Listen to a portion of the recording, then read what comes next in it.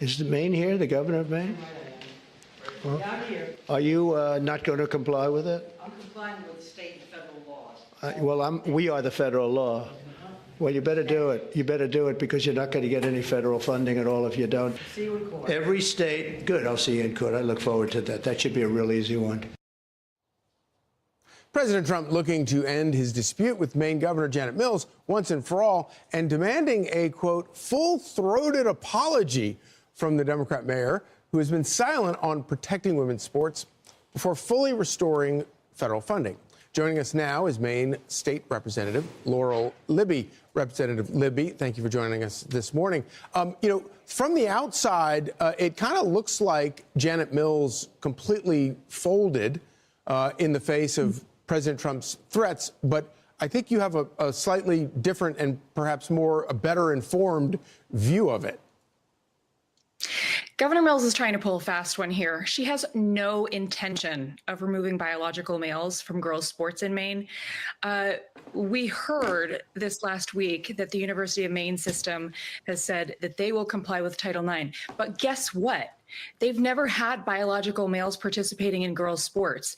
It's actually at the high school level, not the college level, where we've seen biological males participating in girls' sports in Maine. And Governor Mills, the Democrat majority in the Maine Principals Association, have no intention whatsoever of changing their policy, let alone apologizing to President Trump.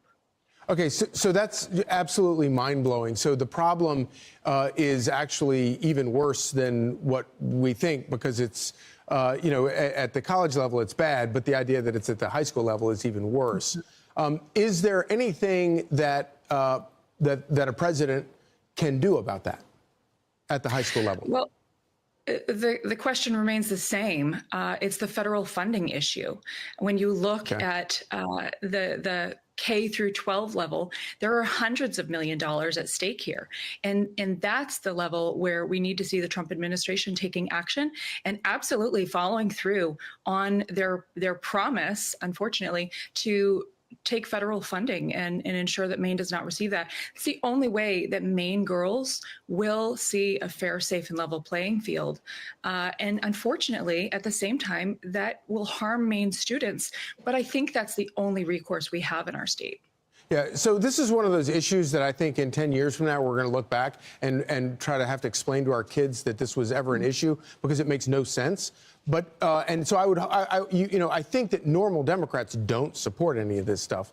Do you get the sense that some of your Democrat colleagues in Maine realize what a loser this is?